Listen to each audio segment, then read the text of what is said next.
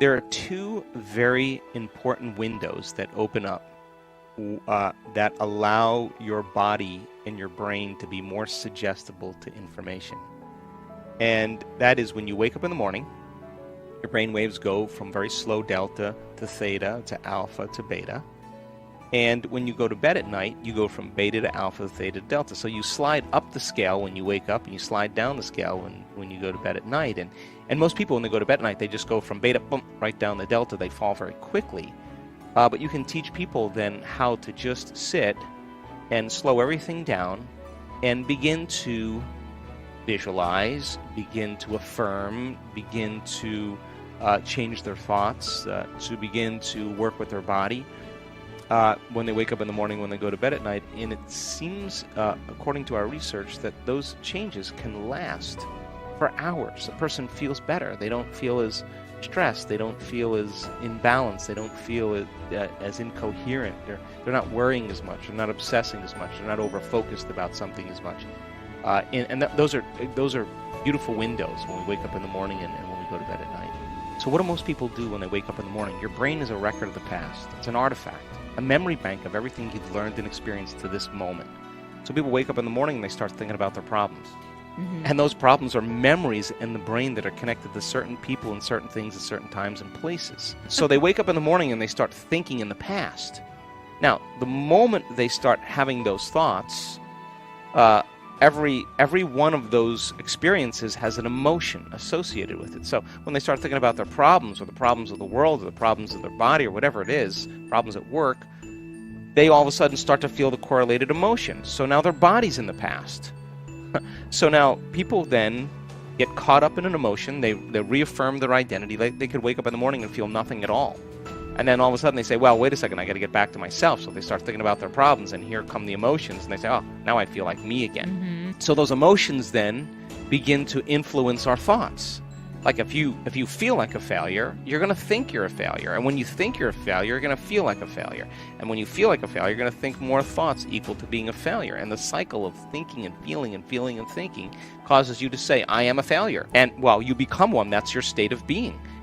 And the repetition of that process of thinking and feeling and feeling and thinking conditions the body to become the mind of that emotion. Now the emotion is stored in the body. Now the body's literally in the past. Mm-hmm. And the body, as the unconscious mind, doesn't know the difference between the actual experience that's creating the emotion and the emotion that you're creating by thought alone. Your body's believing it's in the same experience 24 hours a day, 7 days a week, 365 days a year. The body is still living in that past experience. So then getting people out of the past is the work. So then they wake up in the morning after they reaffirm who they are and they can't think greater than how they feel. They're in the familiar past. So if you're in the familiar past, you're going to do the things that reaffirm the emotions of your predictable future. So you wake up in the morning, you check your WhatsApp, you check your text, you check your Twitter, you tweet, you check your Facebook, you check your email, you check the news, you check your other email. Now you are really connected to everything that's known in your life. And then you run through a series of routine behaviors. You move around your house the same way you always do. You do all the same things. You go to the same grocery store. You buy the same food. You shop the same way. You do all these, you watch the same TV shows, and people do this and for 10, 20, 30 years. Now, their body's on autopilot, and their body's dragging them into a predictable future based on what they did in the past. We could actually take their yesterday and lift it up and set it on their tomorrow, which means then they've lost their free will to a program. So now, the familiar past and the predictable future is called the known. There's only one place that you have to train a person to be so that they're not in the known, they're in the unknown, and that's called the present moment. So people get very happy being unhappy because they would rather cling to their unhappiness than take a chance in possibilities. So stepping into that river and beginning to make a new choice and understanding that uncertainty, that unpredictability is the unknown.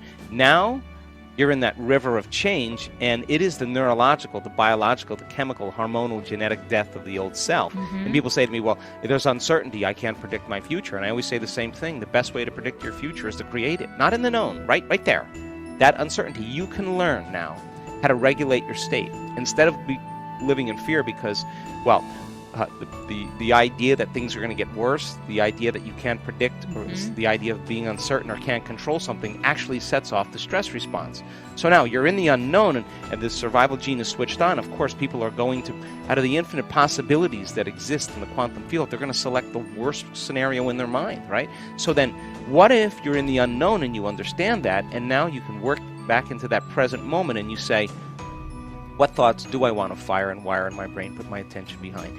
What behaviors today, one day, what behaviors do I want to demonstrate? And the act of closing your eyes and mentally rehearsing who you're going to be when you open your eyes begins to install the neurological hardware in your brain to look like you've already done it. Now the brain is no longer a record of the past. Now it's a map to the future. So by rehearsing mentally and doing it over and over again, the hardware becomes a software program, and who knows, you just might start acting like a happy person. Well, there's no magic there. You install the circuitry. You may start thinking in more unlimited ways. You put those circuits in place. Now, here's the tough part. And can you teach your body emotionally what that future is going to feel like before it's made manifest? That means you can't wait for your healing to feel gratitude and wholeness. You can't wait for your wealth to feel worthy and abundant. You can't wait for your new lover to feel love. That's the old model of reality of cause and effect. Waiting for something outside of us to take away our emptiness and pain that we feel inside of us. That's Newtonian, cause and effect. The quantum model of reality is about causing an effect. That means the moment you start feeling worthy and abundant, you're generating wealth. The moment you're in love with yourself and you're in love with life, you create an equal. Well, the moment you start feeling gratitude and wholeness, your healing actually starts to begin. So then the word meditation literally means to become familiar with. That's what that word means. So the biological model is, well, you got to become familiar with your unconscious thoughts. You got to become aware of your unconscious habits and behaviors. You got to become so familiar with your emotional state, saying, oh my God, I've been feeling guilt for the last 10 years. I didn't know it was guilt. It just felt like me. And so then as you begin to observe those states of mind and body, consciously, you're no longer the program. You're the consciousness observing the program, and you start pulling consciousness out of our biology, right? Objectifying our subjective self. Now, that overcoming process is the most important part of this work, because once you overcome it, you're no longer looking at your future through the lens of the past. In your brain and in your body, chemically and emotionally, you're seeing possibilities. So then it's natural, once you've disentangled from those programs, to start thinking differently, to start acting differently, to start feeling differently. And as you start thinking differently, firing and wiring, and you start installing the circuits and rehearsing who you're going to be, you start behaving differently, you start feeling differently. You keep doing that, it's going to become familiar to you.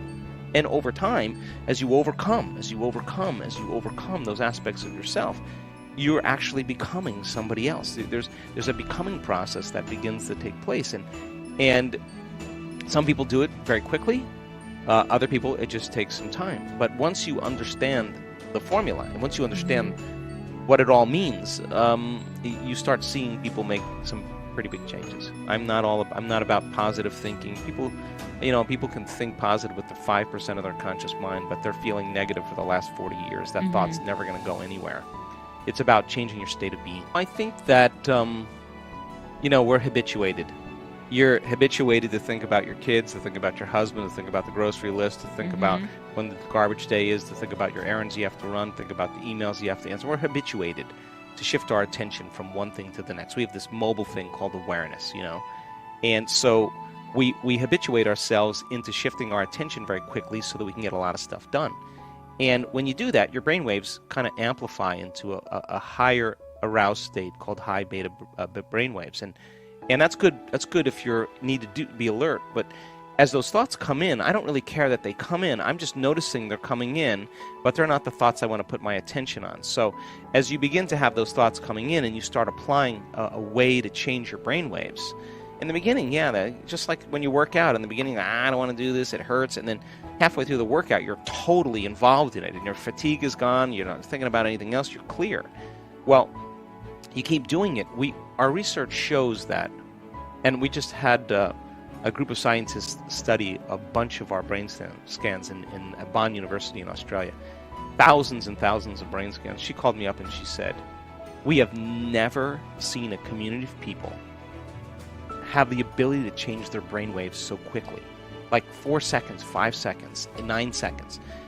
They've practiced it enough times that they know how to silence the critic in their brain. That thinking is the analytical mind. And as you learn how to change your brainwaves, that default mode network, that voice in your head goes away. And our research shows that it goes away during the meditation, and then it goes away for the majority of the day. So nobody's saying to you, you can, it's too hard, you're too much like your mother, you're never going to change, it didn't work last time.